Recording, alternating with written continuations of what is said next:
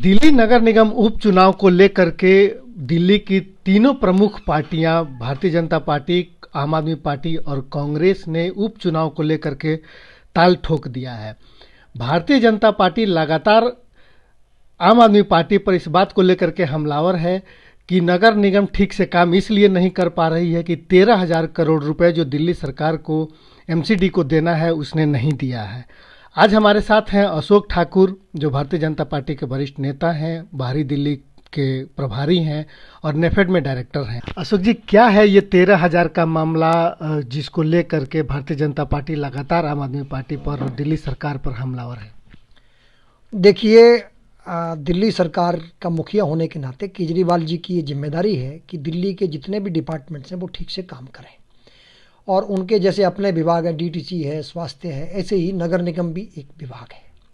और मुखिया होने के नाते जो बजट एलोकेशन है वो बराबर सबको हिस्सा मिलना चाहिए। और इन्हीं सब बातों को ध्यान में रखते हुए जो संवैधानिक प्रावधान बना कि 12.5% का जो पैसा है टोटल टैक्स कलेक्शन का, वो स्टेट गवर्नमेंट को उनके निगमों के लिए एलोकेट करना पड़ता है।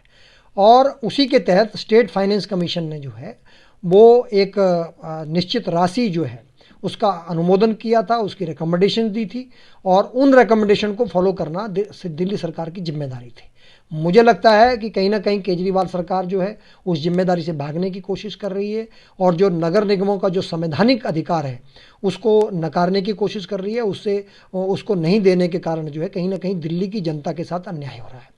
देखिए, नगर निगम जो है वो लोगों की मूलभूत आवश्यकताएं जो रोज़मर्रा की ज़रूरतें होती हैं उसको पूरा करने का काम करता है। नाली खड़ंजा अगर ठीक करना हो, छोटी मोटी एरिया के अंदर सफाई है, सफाई के अलावा कूड़ा उठाने का निस्तारण का काम है, और इसके अलावा मलेरिया और अलग अलग बहुत सारे काम है, हेल्थ से जुड़ा हुआ काम है, या नगर निगम के स्कूल्स भी हैं। तो वो सब चीज़ें चलती हैं, और कहीं ना कहीं उन सबको चलाने के लिए पैसे की आवश्यकता पड़ती है। और वो जो एक दिल्ली सरकार से जो एक हिस्सा मिलना चाहिए वो उसमें बहुत वाइटल रोल प्ले करता है। तो ये सब काम रुक गए हैं। आज दिल्ली का जो डेवलपमेंट है वो रुक गया है, और उसके लिए अगर मैं मानूं तो सीधा सीधा जो है वो केजरीवाल साहब जिम्मेदार है। ये 13,000 करोड़ में से उन्होंने जो पहले वो मना कर रहे थे कि हमको कुछ नहीं देना है, तो उन्होंने 968 करोड़ की जो बात करी है देने की, तो इससे ये बात तो सही हो गई कि पहले वो झूठ बोल रहे थे भाई, जब वो नकार रहे थे, कह रहे थे कि हमको देना ही नहीं है, तो अब वो 1,000 करोड़ तो दे ही रहे हैं, मान ही रहे हैं इस बात को, 938 करोड़ मान ही रहे हैं। तो इसका मतलब ये है कि कहीं ना कहीं वो जनता से सच्चाई को छुपाने की कोशिश कर रहे थे।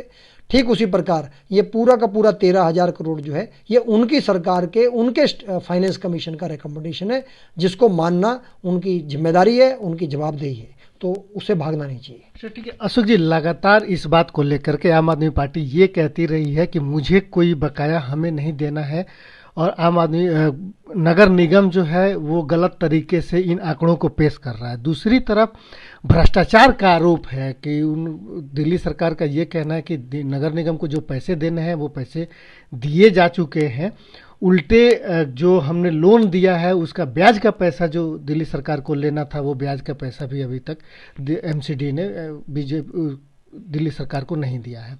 भ्रष्टाचार का आरोप लगातार, जब भी नगर निगम कुछ पैसे की मांग करता है तो लगातार भ्रष्टाचार का आरोप लगा करके और उसे पल्ला झाड़ने की कोशिश है। मैं आपसे पूछना चाहता हूं, क्या दिल्ली सरकार के ऊपर भ्रष्टाचार के आरोप नहीं लगते? आप रोज सुन सकते हैं। अभी जल बोर्ड के ऊपर 26,000 करोड़ के आरोप की बात आ रही है। तो अगर हम आरोपों की बात करें और आरोपों के आधार पर अगर बजट एलोकेशन को रोकने की कोशिश करें, तो मैं समझता हूँ ये संवैधानिक कृत्य नहीं है। अगर कोई भ्रष्टाचार का मामला है तो दिल्ली सरकार का स्वागत है।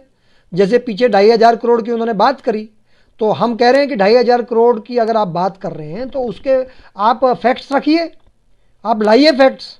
मैं तो आमंत्रित करता हूं केजरीवाल साहब को, आए नगर निगम सिविक सेंटर आए, और दोनों साउथ दिल्ली और नॉर्थ दिल्ली एमसीडी के बीच में जो भी आपस के करार हैं उनमें कोई 1 रुपये का लेन देन तो हुआ नहीं।